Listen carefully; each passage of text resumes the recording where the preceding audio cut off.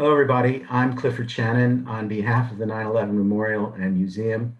Welcome to our program today. Really been looking forward to this one for a while. As you know, we are have produced a documentary film that will be shown this Sunday night, May 2nd, on the History Channel, 8 o'clock Eastern and Pacific times. And this marks the 10th anniversary of that fabled raid in Abbottabad, Pakistan. To talk about that remarkable historical moment, we've been joined today, and with great gratitude on my part, on all of our parts, by two of the key figures who were involved in the deliberations and the decision to move forward with the special operations raid in Pakistan. Let me introduce first Robert Gates, who served as the 22nd Secretary of Defense, the only Secretary of Defense in American history to be asked to remain in office by a newly elected president, in this case, from the Bush to the Obama administration. On his last day in office, President Obama awarded Secretary Gates the Presidential Medal of Freedom, which is America's highest civilian honor. His career in intelligence began with the Central Intelligence Agency in 1966. He spent nearly 27 years there as an intelligence professional, and he was the director of the CIA from 1991 to 1993, the only career officer in CIA history to rise from the entry level to director. Before becoming Secretary of Defense in 2006, Gates was president of Texas A&M University. In February 2012, he was installed as Chancellor of William and Mary, the first William and Mary alumnus in the modern era to serve as Chancellor. And in May of 2018, Gates, who is a native of Kansas, succeeded General Colin Powell as national chairman of the Eisenhower Fellowships. He's currently a partner in the consulting firm Rice, Hadley, Gates, and Manuel, with former Secretary of State Condoleezza Rice, former National Security Advisor Stephen Hadley, and he is the author of 4 books: Exercise of Power, American Failures, Successes, and a New Path Forward in the Post-Cold War World, A Passion for Leadership, Lessons on Change and Reform from 50 Years of Public Service, Duty, Memoirs of a Secretary at War, and From the Shadows, the ultimate insider story of 5 presidents and how they won the Cold War. And we are joined as well by Leon Panetta, who served as President Obama's first CIA director, in that capacity, running Operation Neptune Spear, which is, of course, the focus of our documentary film. And in 2011, he succeeded Robert Gates as Secretary of Defense. He is a native of Monterey, California, Santa Clara University School of Law graduate. Secretary Panetta began his public career in 1964 as a first lieutenant in the U.S. Army. He served in various policy positions, including, I'm thrilled to say, as executive assistant to the mayor of New York City. And then he ultimately returned to Monterey, where he practiced law until his election to the U.S. House of Representatives in 1976. He served in Congress for 16 years, and from 1989 to 93, he chaired the House Budget Committee. In 1993, Secretary Panetta left Congress to serve as director of the Office of Management and Budget in the Clinton administration, and was later President Clinton's chief of staff. Upon leaving the administration in 1997, Secretary Panetta joined with his wife Sylvia to establish and co-direct the Panetta Institute for Public Policy, which is based at California State University in Monterey Bay, and it's just a beautiful, beautiful setting where the Institute is located. After leaving the Obama administration, Secretary Panetta returned to the Panetta Institute as chairman and resumed his role as moderator of the renowned Leon Panetta Lecture Series, and he chronicles his life in public service in his best-selling memoir, Worthy Fights, which was published in 2014. Gentlemen, it's an honor to have you. Thank you so much for making the time to take part in this program. Let me start with Secretary Gates. We are focused on the hunt for Osama bin Laden, and I do want to, just a little detail for our audience.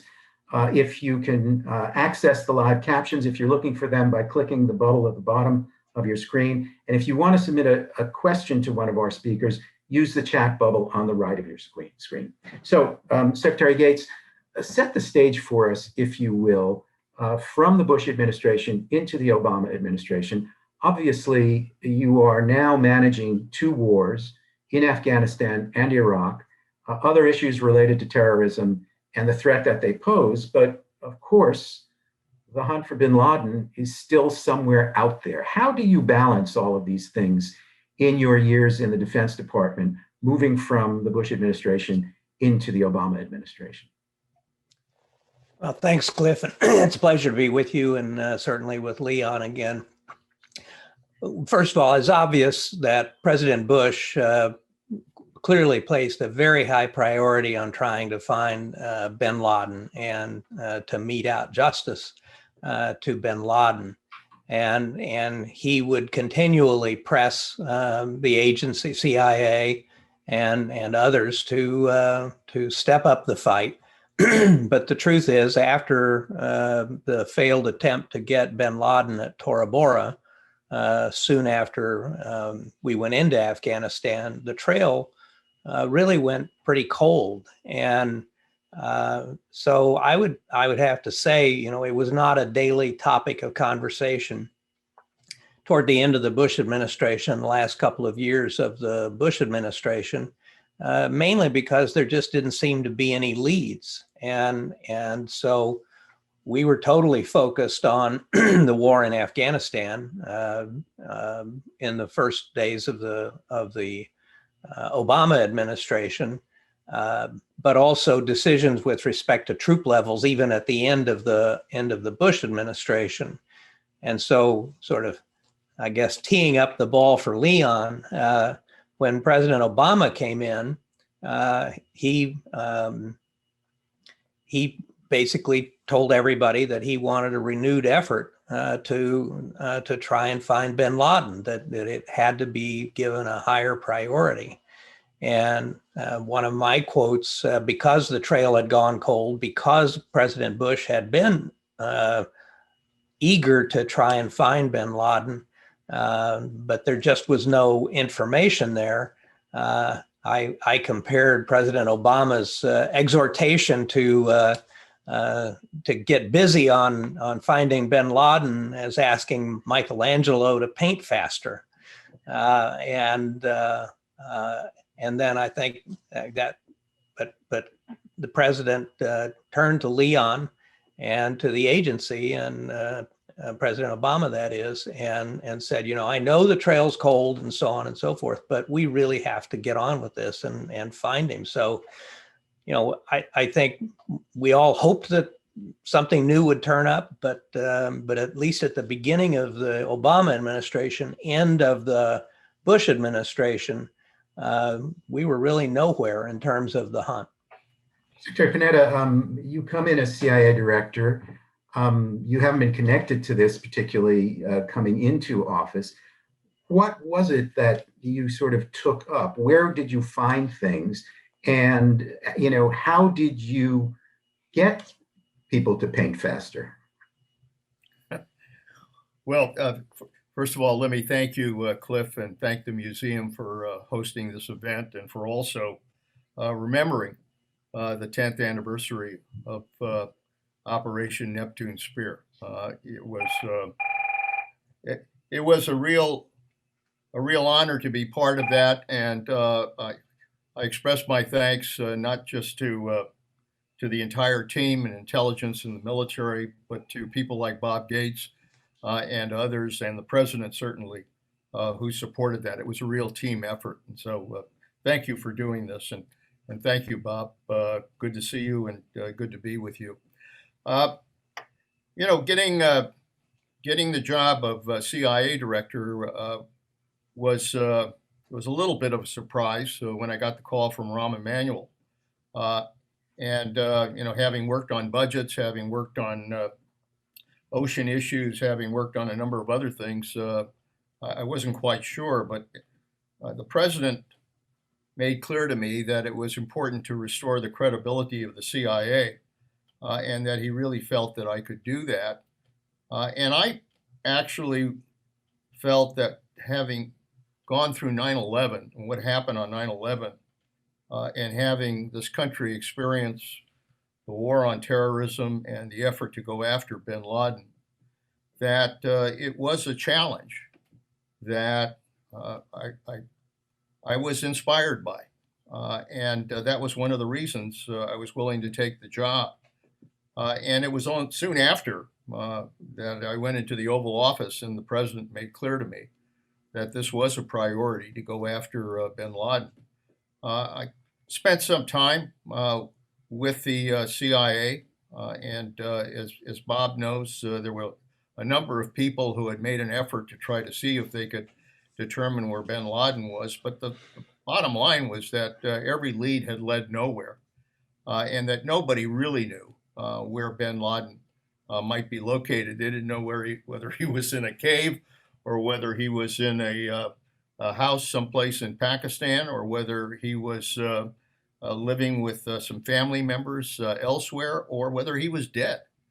And so first thing I had to do was really put together a task force at the CIA that had a full responsibility to do nothing else but look for bin Laden, and appointed some top people who had been working on it as head of the task force, and made clear to them that they were to report to me every week as to what was happening on that issue. And I also stressed with them that that frankly, coming into my office and telling me that there's nothing new is not acceptable. And so made clear to them that they just had to come up with new ideas, new thoughts, new approaches. And tribute to them was that they actually did that and came up with some pretty imaginative approaches on trying to get a lead on where he was. Ask as well, and Secretary Gates picking up on this. I mean, one of the things that really came to fruition around Operation Neptune Spear was the, by then, long history of collaborative operations between the military and the intelligence communities in the battlefield in both Afghanistan and Iraq. And that really is about the growth of special operations and the real honing of that tool. Can you talk about how that emerged and why that became so important to the military more generally, and just how important that would come to be, certainly in Neptune Spear, but in other cases as well? Cliff, it's an interesting history between the Defense Department and CIA, because we really collaborated quite closely during the Vietnam War. But after Vietnam, the two institutions essentially diverged, and there really became a wide gap, both operationally and culturally, between the military and the agency. And there was often concern and complaints by the military, beginning, in my experience, beginning with the invasion of Grenada in 1983, right up through the Gulf War in 1991, about the lack of adequate intelligence support for military operations. And one of the lessons that came out of the Gulf War in 1991 was the need to remedy that. So when I became Director of Central Intelligence in the fall of 1991, for the first time, I appointed a senior active duty military officer as the number 3 in the clandestine service. And my successors then not only built on that, but then added more senior level military people in the hierarchy in CIA and in the intelligence community itself. And the result was that by the time we went into Afghanistan, and essentially 10 years later, there had been a significant improvement in the relationship between CIA and the military, and that is evident in the operations that took place in the fall of 2001, when the first people on the ground dealing with the anti-Taliban Afghans were CIA agents, who then paved the way for special operations forces.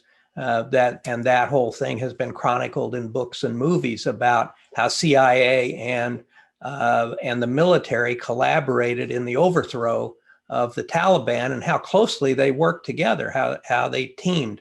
And that cooperation simply built all through that period. So by the time we got to the point where planning started for Neptune Spear, there was a decade of experience, or nearly a decade of experience of CIA operators and our special forces working together in both Afghanistan and Iraq. So there was a pretty solid base to build on, but it was a dramatic improvement from where we had been a decade before that. Secretary Panetta, what did it look like, that collaboration or cooperation between the military intelligence communities by the time you got into the CIA? Was that cooperation well settled and well entrenched, or were there still issues that you thought needed dealing with? I have to give a lot of tribute to Bob and to the others in terms of the effort that had come together in this real partnership between intelligence and especially special forces. When I was in the Army, it was pretty clear to me that there's not a hell of a lot you can do without good intelligence. The military, in order to be able to accomplish a mission, it has to have some knowledge about where the enemy is and where they're located and how to go after it. So intelligence is integral to the ability to accomplish a mission. There have been these ups and downs that Bob talked about in terms of the relationship. But it was very clear in the kind of war that we were conducting in Afghanistan in particular, where it wasn't kind of a battlefield line of combat, but rather almost a guerrilla type war in which you were looking for terrorists and trying to find these terrorists and then going after them and trying to either capture or kill those terrorists. So there was, by the nature of the mission itself, a requirement that you had to have intelligence on where these terrorists were located, where terrorist leaders were located. And then they had to work with special forces to be able to then deploy those forces to where the targets were. And so by the very nature of the mission that had evolved in Afghanistan, that partnership had come together. When I became director of the CIA, it was a fully blossoming partnership in which we had military located at the CIA. They were in touch with members of special forces. They were in touch with other elements of our military.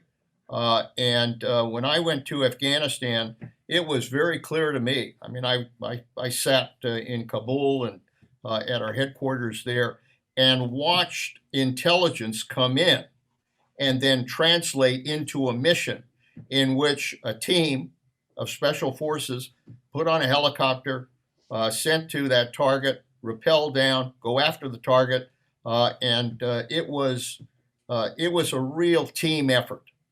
And I think it was the strength of our counterterrorism operations that, in fact, gave us the opportunity to really be able to go after that leadership and to make sure that 9/11 never happened again. After all, that was the primary mission going into Afghanistan. It's not just to defeat the terrorists, but to make damn sure that this country would never again face another 9/11 attack. Those counterterrorism operations were absolutely essential to achieving that mission. So, Cliff, a quick anecdote that involved both Leon and myself. In September of 2006, Leon and I were both members of the Iraq study group, and we went to Baghdad. And I peeled off from the rest of the group to meet with the head of CIA operations in Iraq. And in the course of that conversation, I said, "So how's the relationship with the military?" And he looked me straight in the eye and he said, "Well, sir, it's just so much better than when you were director." But by the way, what Bob's not going to mention is that the Iraq study group, we had met with everybody, and obviously we were getting served tea at every meeting, and both of us looked at each other and said, it's time to get a drink. And where the hell do you go? And Bob said, come with me. And we went to the CIA, and like a good CIA headquarters, they had a great bar. I don't want you to give away too many secrets here. I do want to stop for a moment at what was a very, very difficult episode in the history of the hunt and in the history of this entire mission. And we look at it in the film because it really does spotlight the risks of moving the intelligence folks to the battlefield. This is, after all, these are civilian personnel, military. And this, of course, was the suicide bombing by the double agent from Al-Qaeda, who was thought to be a security lead towards bin Laden and Zawahiri, the number 2 in Al-Qaeda, but who turned out to be planning all along to detonate an explosive device, which he did, killing 7 CIA officers and others. And we have a clip from the film, which I want to show, and I'll ask you both to comment, because, Secretary Gates, you come from this world as well, so you know just how deeply people get involved and the risks that they take. But this is clip 2, which talks about the impact on the hunt for bin Laden of that incident at Camp Chapman. So I'm going to wait for us to show the clip. It was tragic what happened and the lives that were lost. But that incident created an even greater impetus within the CIA, particularly those involved with the hunt for bin Laden. Something that I noticed in CIA is when we suffer a loss, in the line of duty, there is always, every time, an increase in resolve on the part of everyone to do their job better. And I think people realize that you can grieve while you work, you can grieve while you work harder. So, Secretary Panetta, first for you, you are the leader of the agency. This is just after Christmas in 2009, just before New Year. The impact, as you described it there, of course, and as the CIA officer talks about it, is this greater dedication, but that is a very, very severe blow to the agency, is it not? Well, there's no question when you lose 7 CIA officers and a number of others who were severely wounded. It was a tragedy, and getting the news soon after Christmas that this had happened was really, really a blow. Mainly because there had been a level of excitement that in setting up this meeting with this potential source, potential agent, that this may be a real opportunity to be able to have that agent lead us to Zawahiri and perhaps to bin Laden. So there was a lot of excitement about the possibility of being able to determine whether or not this agent was credible. And of course, it was during that process of setting up the meeting that he turned out to be a double agent. And I can remember going back and greeting the bodies when they returned to Dover, and then meeting with the families. And I have to tell you, every one of those families looked me in the eye and said, please don't give up on the mission that their loved one died for. Keep going for it. And I assured them that we would do that.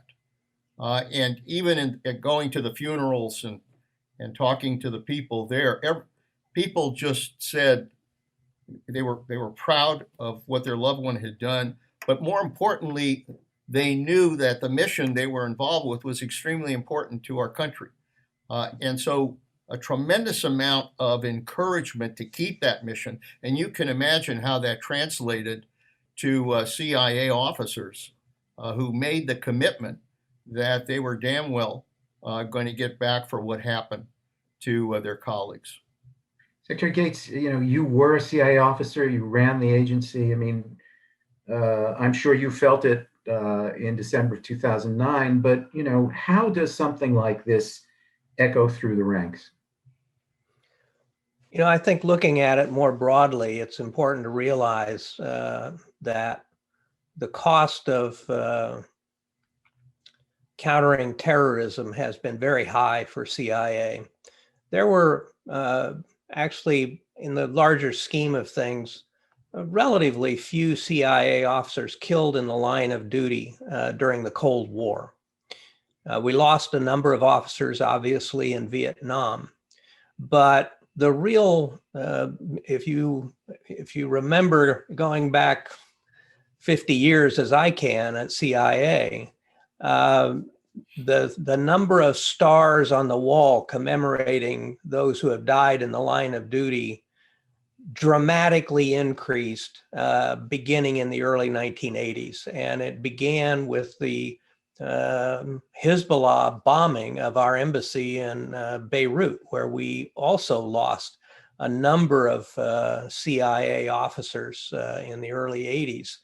And kind of all through the effort to try and bring down terrorists in the 80s, and then particularly in the 2000s, the number of stars on that wall have dramatically increased, and it is as Leon has said, and as the officer on the tape on the film said, it really strengthens people's resolve. People know that you're not going into a regular line of work when you go to work for CIA, and particularly if you're in the operations field. And so very much like the military, you understand going in that this is not like going to an office building every day, or something like that you have taken on a job that in many instances will put your life at risk for the country. And this has been particularly so in the last 15 or 20 years. And of course, the events at Camp Chapman are kind of a bookend to what happened in Beirut in terms of the numbers lost. But anybody involved from the agency in these conflicts in Iraq and Afghanistan is every bit as much at risk as the young men and women who put on a uniform and go out into the field. Yes, it's really remarkable, and just from my speaking with any of these folks, I mean, they have a very clear awareness of what they've signed up for, and willingly step forward to do that. It's remarkable. I want to move to the question of the lead that takes us ultimately to Abbottabad, and there's a clip from the film that Director Panetta is your moment of learning, hey, something is new here. So let me go to the clip, and then we'll ask for your comments on it. And then also for Secretary Gates to bring you in afterwards. When do you at the Defense Department, you're not the lead on this hunt at this point at Defense, you have other things you're doing, obviously. But I'd like you to think when we get to you is just to ask about, how you're brought in and how you learn about this. So I'm going to ask for clip number 3, and we'll talk after it's done. I remember the meeting in August of 2010. An officer who we call Gary opened the binder and he said, "Director, we have something new to report." And he said, "We have been tracking 2 brothers who historically were couriers for bin Laden, and we have followed them. We have located them and we have followed them up to a town called Abbottabad, which is north of Islamabad, down the end of a dead-end street. And at the end of that dead-end street, there's a large home there. It looks like a fortress." And I'll never forget, Director Panetta looked up from his briefing materials and he said, "A fortress? Tell me about that fortress." It had 18-foot walls on one side, 12-foot walls on another side. Barbed wire at the top of these walls. And on the 3rd floor of this compound, there was an 8-foot wall. If you're on the 3rd floor, you'd kind of like a view.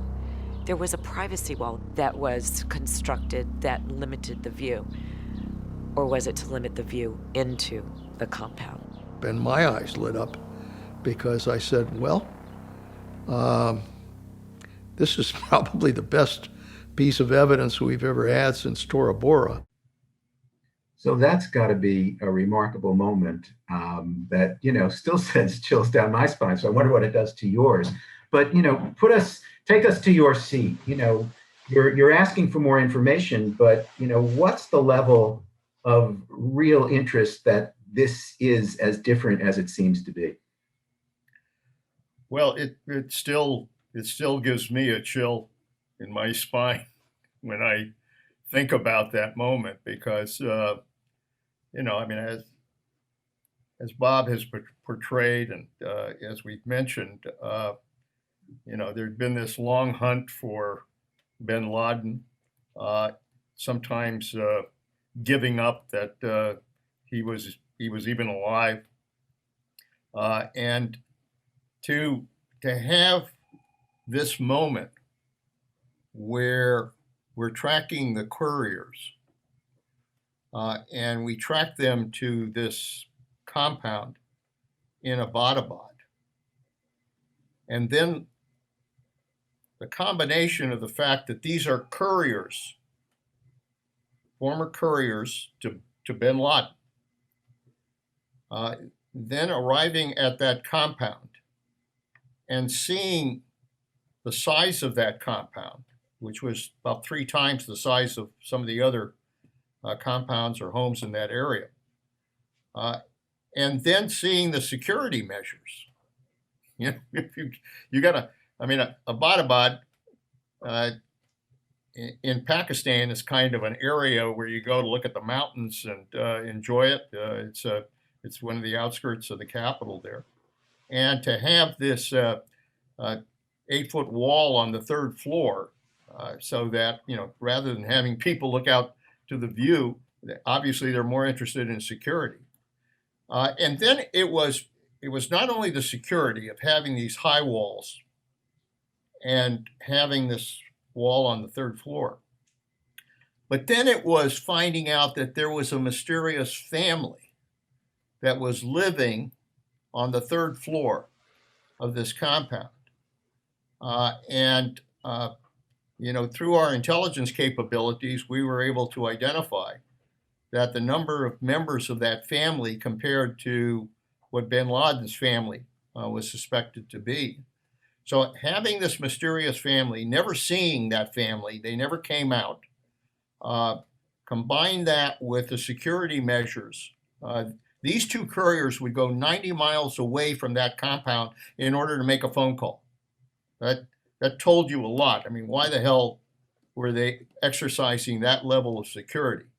And so you began to put the pieces together. And obviously, when I went to the president to tell him about this, it was pretty clear that what we had, while it wasn't definitive about the location of bin Laden, it was pretty damn good evidence that something might very well be going on there that might involve bin Laden. And I think that was what really provided a great deal of momentum to this effort to try to not only find bin Laden, but to go after him. Secretary Gates, I assume that by the time it comes to you as Defense Secretary, it's well developed and implies that the military may be getting involved in this, but you're also trained as an analyst. So, how did you learn about this, and what was your reaction to the material that was presented in support of the case that this was at least very interesting and quite possibly bin Laden? Well, when I first learned of it, actually, as I recall, Leon came to the Pentagon in late 2010 to brief me on what they had, and I will say he was pretty cautious in describing it, but there was still an undercurrent of excitement that we had something real, and it could be bin Laden, but it almost certainly was somebody of consequence. And so while at that early stage, he was careful to caveat what they knew and what they didn't know. there was a contagious excitement that maybe we've got a thread here that for the first time in 7 or 8 years gives us quite literally a shot at this. And then he came to see me again, I think, or we met a month or so later, and it was much more definitive. The case had been built out much more robustly, and the planning needed to begin, and it was and the decision had already been made that this was going to need the U.S. Special Operations folks, the military, to carry out this operation as opposed to CIA. So I needed to give the approval for Admiral McRaven and his teams to begin working with the CIA, and then more formally later be seconded to CIA so that they were under Leon's operational control. But the one thing that and maybe I'm jumping ahead here, but I want to give credit both to the CIA analysts, but also to President Obama. The CIA analysts put together a brilliant case for why they thought bin Laden was there. They were always careful not to overstate their case, but they just laid it out a step at a time, like a good lawyer would a case. And it made for a very compelling argument. But the fact is, toward the end, it was an entirely circumstantial case. We didn't have, as I recall, a single piece of hard evidence that bin Laden was in that compound. And that's where I give President Obama credit, was because he made the decision to go ahead. And I had been in the White House literally almost exactly 30 years earlier for the failed Iranian hostage rescue mission, which contributed to, I think, President Carter losing re-election. And so the wager that President Obama was making on this case was very significant for him personally, as well as for the country. But the analysts had put this remarkable case together, but it was pretty much a circumstantial case, but it was certainly a persuasive one. Yeah, I'm very interested. I know the president called you and other senior leaders into the White House for numerous discussions and debates about this, and the pros and cons of doing this or trying to go, and how you go or not going. And I want to come to a clip from the film now that will put you, Secretary Gates, and Secretary of State Clinton sort of giving the two sides of this coin about the reasons for hesitation, but also the reasons for going. So let us go with clip 5, if we could. I initially favored the raid if it could be pulled off, because I thought we would never know if bin Laden were there if we had used a bomb.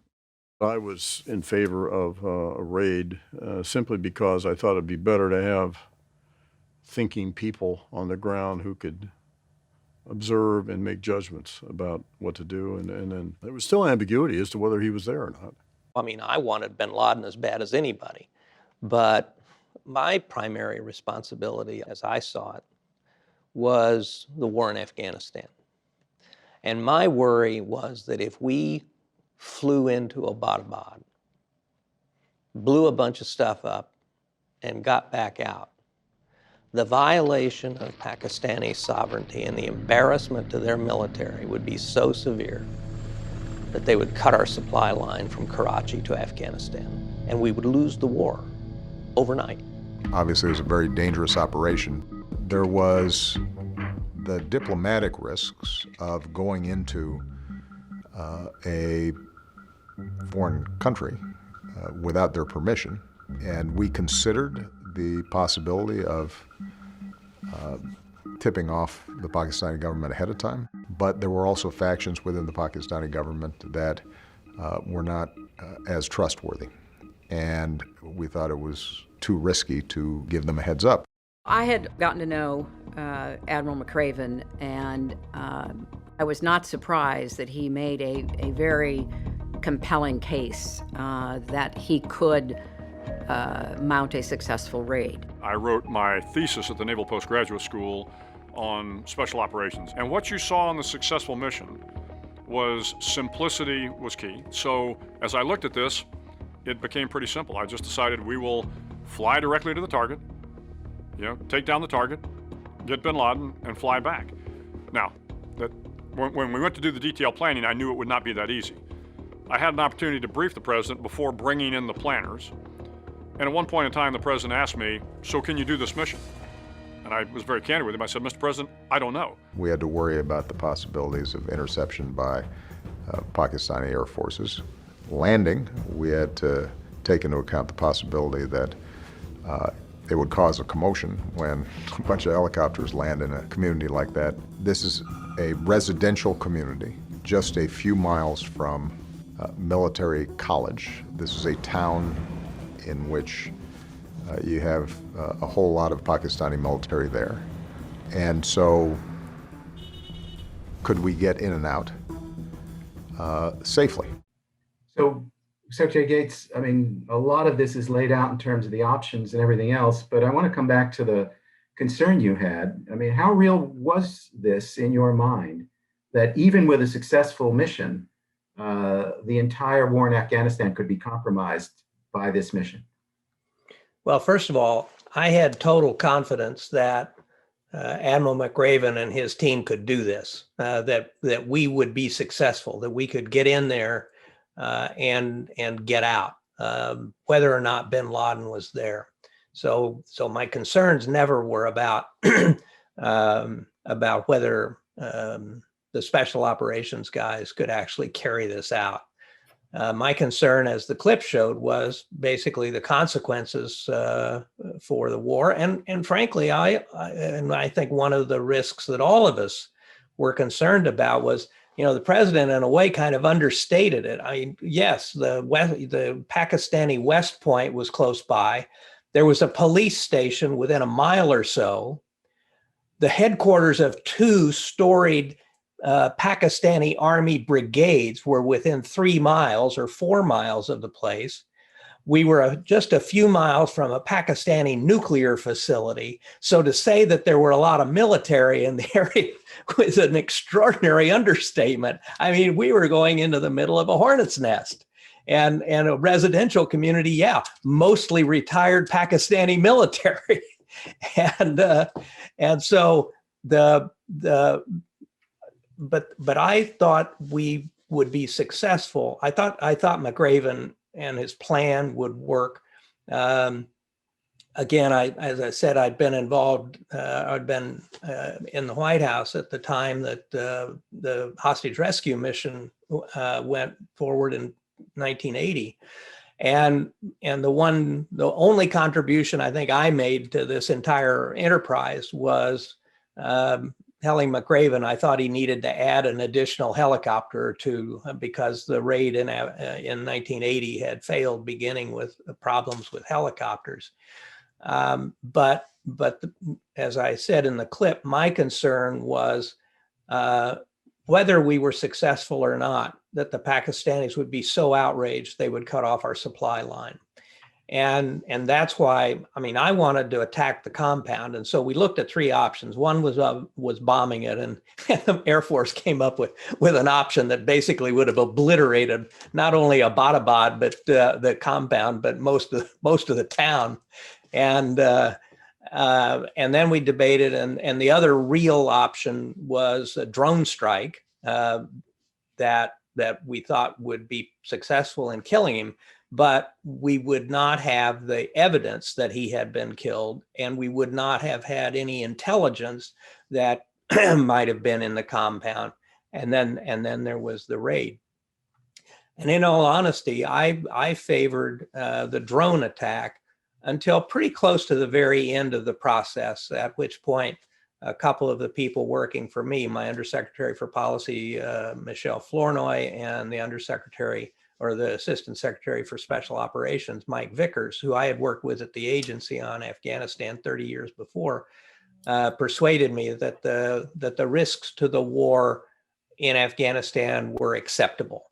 And so I passed the word to the president that I was supportive of the raid, but it was a very risky operation given the presence. And I will just add one more thing.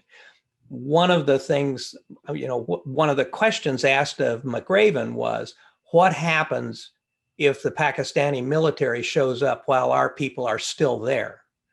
And his response was, well, we hunker down and wait for a diplomatic solution. I said, there isn't going to be a diplomatic solution. You got to fight your way out of there. You cannot be caught there. And so you have to plan this in the context of if those guys show up, you're going to have to fight your way out and back to Pakistan. They did have a contingency force. Back to Afghanistan. They did have a contingency force available in those two other helicopters. But Secretary Panetta, when we spoke, and you were describing your recommendation and the logic of it, I think you reverted back to your political career and your sense of, how leaders decide and make these decisions known to the public. Can you tell us about that? Yeah, obviously, as Bob touched on what you saw in the clip, there was nothing but a lot of risks here. And what's involved in this process is the value of the objective weighed against the risks that could be involved here. And, this is true for every major decision that a president has to make, is having to look at the objective, at the mission, but also the risks that are involved, and making a very tough decision about whether that objective is worth dealing with the risks that could also undermine the mission itself. In Congress, when I face tough decisions, I always had a formula I used, which was just to kind of personally ask myself if I was talking to an average citizen in my district and told them what I knew about that issue, what would an average citizen say that should be done? And I kind of used that same approach when the president asked me. I said, Mr. President, if I were to tell an average citizen in my district that we had the best evidence on the location of bin Laden since Tora Bora, what would you do? I think the average citizen would say, you've got to go after it. You've got to do this or you'll regret it. And that's basically what I said to the president. And as Bob mentioned, obviously in the end, the president had to make a very difficult decision. It's a tough decision, but that's what leadership is all about. There are too many people, frankly, in Washington today that don't want to take any risks. They're always trying to play it safe and try to protect themselves politically. And unfortunately, when you're not willing to take risks as leaders, you never get anything done. And is there a gamble? You're damn right there's a gamble that, this thing could go haywire. But at the same time, if the objective is important, if it's important that, when asked, did the United States try to do the right thing here? I think the President of the United States has to say we did. And I think that's, that's all part of whether or not leadership is going to make the tough decisions that will protect our democracy. That's what it's all about. Let me move us to the moment when you are both watching the video feed. Secretary Gates, you're in the Situation Room at the White House with the President and others. Secretary Panetta, you're at CIA, which is where the Operational Command leads you. The famous photograph of that extraordinary tension in the Situation Room, which I assume was duplicated at CIA headquarters. It may or may not have been the moment when that helicopter went down, but just describe, if you will, and I'll start with Secretary Gates in the White House, the mood, the president's demeanor in relation to all of this. This is everything, as Secretary Panetta describes, everything is staked on this very, very big, risky decision. And at the beginning of the mission, you lose one of the two helicopters that's gone in to carry out the mission. What was that moment like? What did you see among your colleagues there, and how did it feel? Well, as I mentioned, I'd been an observer on the hostage rescue mission in 1980, the disaster began with the crash of a helicopter. So when that helicopter crashed at Abbottabad, I thought I was going to have an aneurysm. The way I would put it is that it was obviously extremely tense. There was no banter. There was no discussion. We had an audio feed and a video feed. And so we were hearing the SEALs real time as they carried out the operation. And fortunately for the operation, it was a one-way feed. They couldn't hear us. And so when they go into the house, when the Marines go into the house at Abbottabad, we lose the audio and we have no video. And so we don't know what's going on inside the house. And I don't know, it seemed like an hour. It was probably 10 minutes or thereabouts that they were in the house until, as McRaven describes in the film, he gets the word Geronimo, Geronimo, Geronimo, EKIA, with Geronimo being the code word for bin Laden. And McRaven had warned us about the risks once they're inside the house. And he basically said, unless bin Laden greets us at the top of the stairs completely naked and with his hands up, he's going to die, because we have to worry about suicide vests and all kinds of things. And so, but I would, the other side of that, when we get that word, and as I say, there's no banter, there's no discussion. Everybody is just totally focused on the screen watching this. But after we know bin Laden has been killed, there is also no reaction. There is still tension, partly because the team still has to get out of there. And they have a long way to go, not only getting out of the compound, but getting out of Pakistan. So this operation still has another hour to go before we know our team is safe.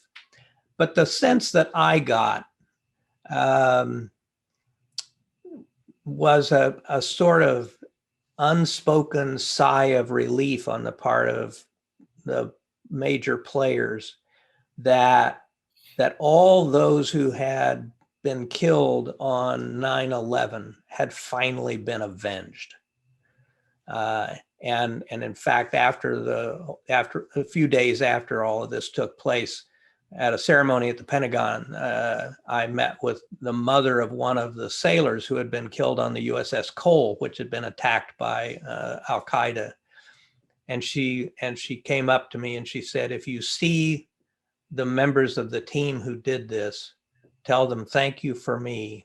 My son has been avenged. And I think that's the way we all felt. But there were no high fives. There was no applause. There were no words spoken. Really, it was just kind of a quiet. There was a kind of a silence, and I think part of it was everybody in their own thoughts about what had happened on 9/11, but also the tension about the team getting out. Secretary Panetta, your sense of all of that? Yeah, Cliff, there's no question that was the tensest moment of the entire operation because of the concerns that Bob commented on.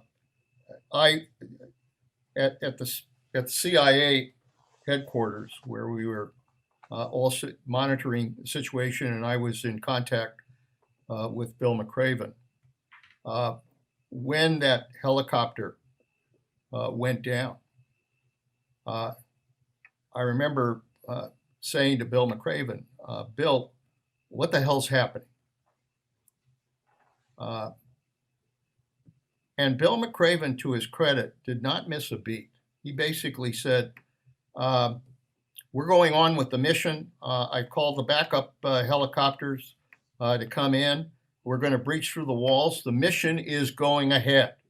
And I said, God bless you, because he just conveyed a sense of, there's no big deal here.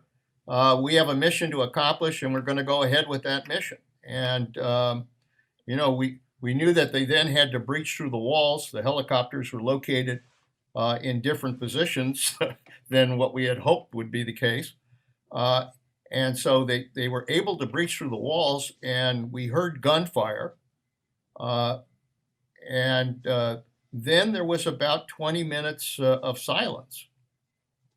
It was the longest 20 minutes for me during that entire operation, because it was at the end of that Bill McRaven came on and said, he said initially, I think we have a Geronimo, but it wasn't definitive. And then it was within a couple minutes that he said, we have a Geronimo.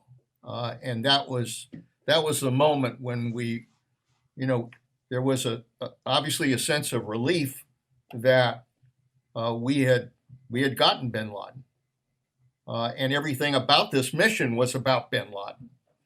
But then the issue was, as Bob mentioned, how to get the hell out of there and make sure that we, got everybody was on the ground, put them in helicopters, got bin Laden, got all of the intelligence material, and then got out of there, because that was probably the moment of greatest danger, because it was obvious at that point, if the Pakistanis had woken up and had mobilized their military there, that we could have had a real confrontation on the ground.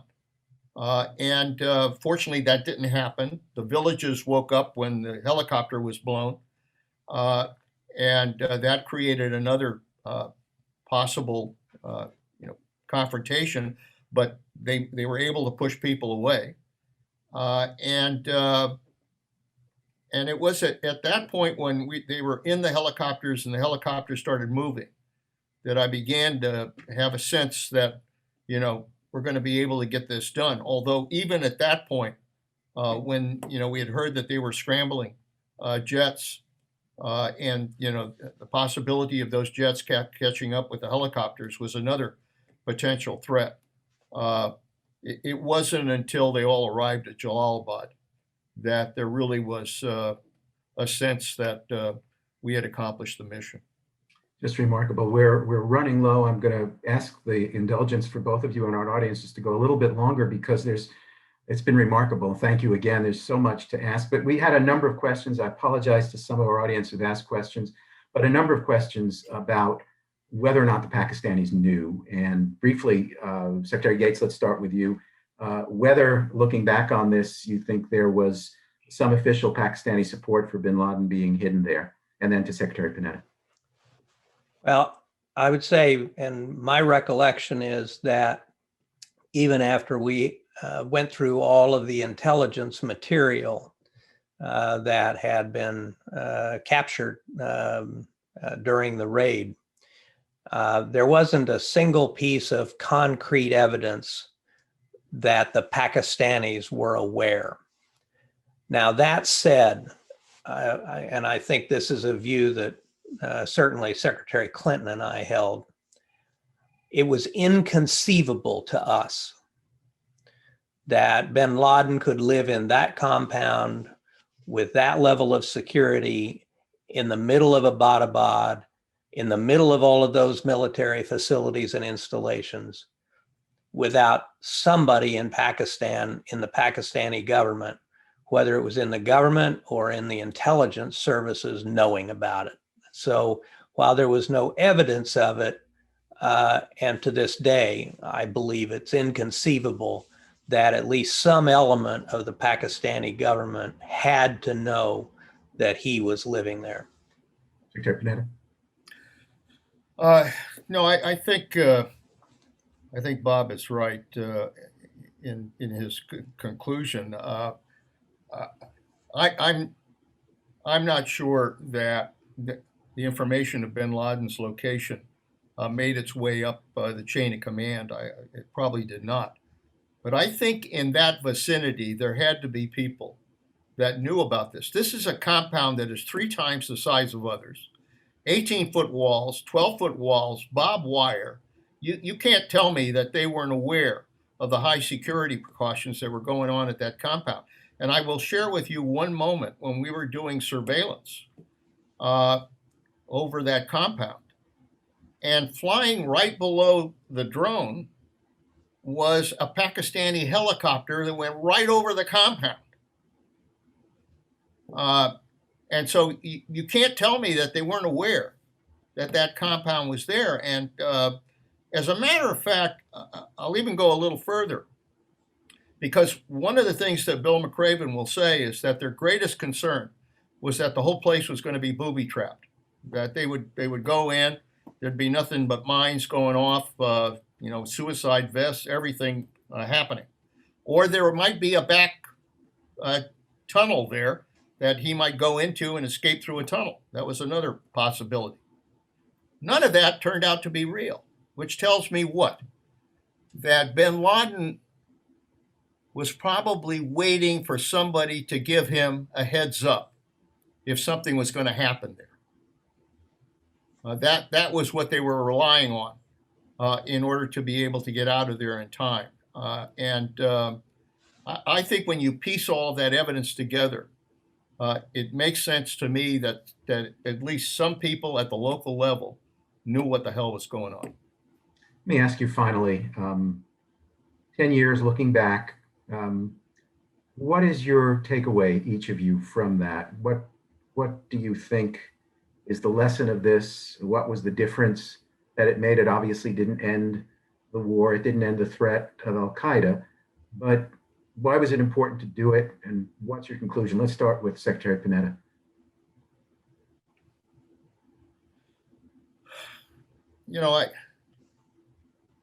I think 9/11 was a terrible attack on the United States of America that cost us close to 3,000 lives. And we went to war as a result of what happened on 9/11 to go after those that were responsible, and in particular to go after bin Laden in order to make sure that it would never happen again. And I think we delivered on that commitment. I know people now ask, what was Afghanistan about? Look, the reality was that the whole point of Afghanistan, the whole point of going after terrorists and the whole point of going after bin Laden was to make sure that these terrorists who were involved in 9/11 would never get the opportunity again to attack our country. And so the ability to go in and get bin Laden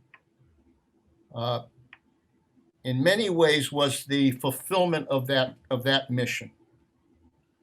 And I think it is true that it, in many ways, for all of the people who suffered deaths in their family as a result of 9/11, or for that matter, everybody who died in these wars, I think it was in many ways a tribute to them that we were able to do this and to make their sacrifice something that was not in vain, but something that was worthwhile. And in the end, I think as Bill McRaven said, what we really delivered, what this team did, but working together and everybody that was involved in this mission accomplished, was justice for the victims and for our own country. Secretary Gates. I would only add to what Leon said, that I think one of the significant messages of killing bin Laden was to terrorists and others around the world that if you kill Americans, no matter how long it takes and no matter what it costs, we will exact revenge. We will mete out justice. And I would just add, you know, there was a little bit of controversy in this country about the killing of the Iranian general Soleimani last year. Soleimani was responsible for the killing of a lot of Americans in Iraq, in Lebanon, through Hezbollah and so on. And so in some ways, Soleimani falls into the same category as bin Laden. If you kill Americans, we will find you and we will mete out our justice. Thank you to both of you. This really has been remarkable. I want to remind our audience that this coming Sunday night, May 2nd, 8 o'clock Eastern and Pacific times on the History Channel, our documentary film revealed the hunt for bin Laden, something that we are very proud to have been able to do. And we're able to do, frankly, only because those like Secretary Gates and Secretary Panetta were willing to tell their remarkable stories of this chapter in, as you could hear at the beginning in my introductions, 2 extraordinary careers of service to this country. Thank you, gentlemen, both of you, for everything you've done, certainly for helping us with this project and for today. I do want to ask our audience, as I've tended to do now at the end of our programs, to think about how you might support the museum in the work that we do, whether it's through this film or these programs, or of course, the memorialization of the day and the remembrance of the victims and the service of those who came to help. We would be very grateful for your support. And with that, Secretary Gates, Secretary Panetta, thank you so much. Clifford Shannon on behalf of the 9/11 Museum. Have a good day. Thanks.